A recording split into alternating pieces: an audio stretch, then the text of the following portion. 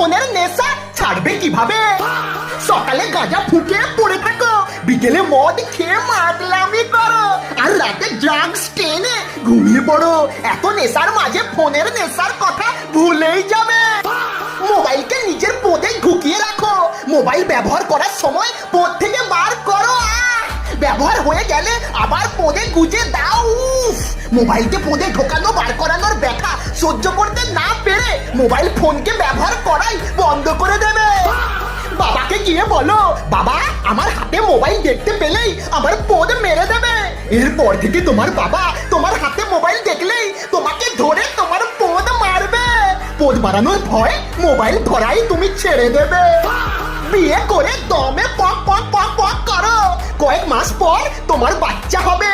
তারপর বউ আর বাচ্চার চাপে তুমি যে বাঁশটা খাবে, মোবাইল ফোনের নেশা ভুলেই যাবে।